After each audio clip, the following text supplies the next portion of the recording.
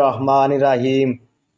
नाजरीन, काबतुल्लाह की तामीर सबसे पहले हज़रत इब्राहीम और हज़रत इस्माईल अलैहिस्सलाम ने फरमाई, लेकिन वक्त गुजरने के साथ साथ एक वक्त ऐसा आ गया कि इसकी तामीर दोबारा करने की ज़रूरत महसूस की गई।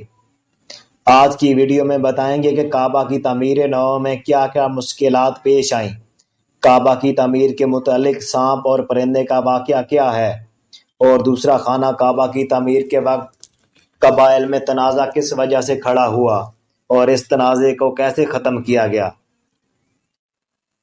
नाज़रीन, आप सल्लल्लाहु अलैहि वसल्लम 35 बरस के थे जब कुरैश ने काबतुल्लाह की तामीर नौ का इरादा किया, क्योंकि दो हादसों की वजह से काबा की दीवारों में दरारें पड़ गई थीं।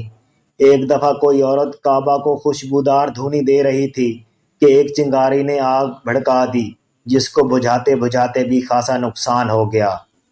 एक बार वो बंद टूट गया जो मक्का मुकरमा को सैलाबी रेले से बचाने के लिए बनाया गया था, और सहने हरम में पानी भर गया, जिसकी वजह से दीवारों में शगाफ पड़ गए।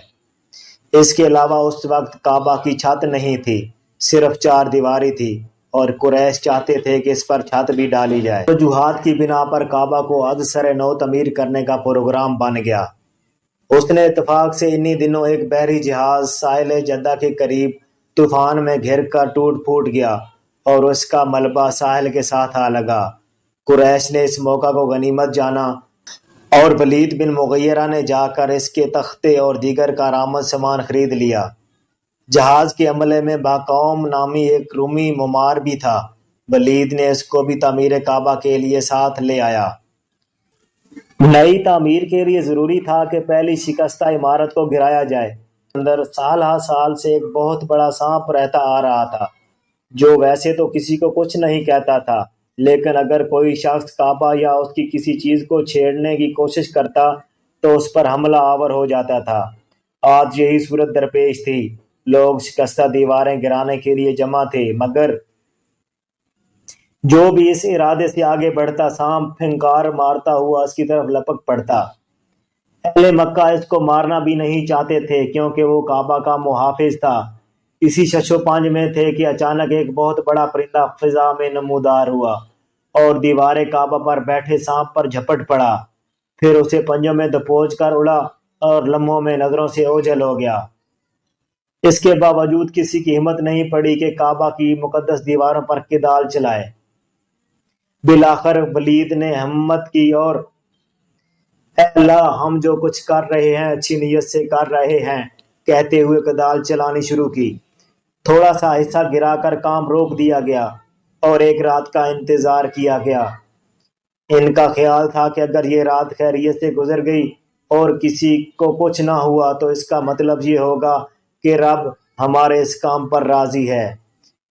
रात बखैरियत गुजरी तो सब ने मिलकर पहली इमारत को ढा दिया और उन्हीं बुनियादों पर एक बुलंदो बाला और मुस्तहकम इमारत का आगाज कर दिया।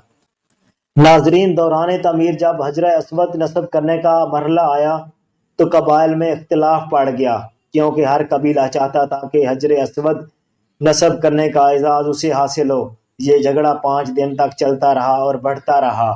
आखिर एक मोमर और समझदार आदमी ने मशवरा दिया कि इस तरह फैसला होना मुश्किल है। यूं करो कि कल सबसे पहले जो शख्स बाबे बनी शीबा से हरम में दाखिल हो उसको मुनसिफ तस्लीम कर लो और वो जो भी फैसला करे उस पर अमल करो। ये राय सबको पसंद आई और इस पर इत्तेफाक हो गया। अगली सुबह सब की नजरें बाबे बनी शीबा मौजूदा बाबुल इस्लाम पर लगी थीं और दिल धड़क रहे थे, जाने कौन आए और क्या फैसला करे। आखिरकार इंतजार खत्म हुआ और एक जवान राना बाबे उस पर निगाह पड़ते ही सब यकजुबान पुकार उठे, ये अमीन है, हम इस पर राजी हैं, ये मोहम्मद सल्लल्लाहु अलैहि वसल्लम है। आप सल्लल्लाहु अलैहि वसल्लम की रूबरू सूरत हाल बयान की गई तो आपने ऐसा बेहतरीन और मुनसिफाना हल तजवीज़ फरमाया कि सब अच कर उठे। आप सल्लल्लाहु अलैहि वसल्लम ने फरमाया, ज़मीन पर एक बड़ी सी चादर बिछाओ। चादर बिछा दी गई तो आपने हजर अस्वद को खुद उठाकर इस पर रख दिया। फिर फरमाया, इस चादर को सब मिलकर उठा लें और काबा के करीब ले चलें। سب نے ہاتھ لگائے اور چادر کو اٹھا کر کعبہ کے پاس پہنچا دیا۔ پھر آپ صلی اللہ علیہ وآلہ وسلم نے حجر اسود کو بنفس نفیس اٹھایا اور مقررہ جگہ پر ہاتھ سے نصب فرما دیا۔ یوں آپ کی ذہانت کی بدولت سب کو پتھر اٹھانے کی سعادت حاصل ہو گئی اور جھگڑا نہایت خوش اسلوبی سے نمٹ گیا۔ تعمیر کعبہ میں جوان دو عالم صلی اللہ علیہ وآلہ وسلم نے بھی حصہ لیا اور اپنے چاچا حضرت عباس کے ساتھ مل کر پتھر ڈھوتے رہے۔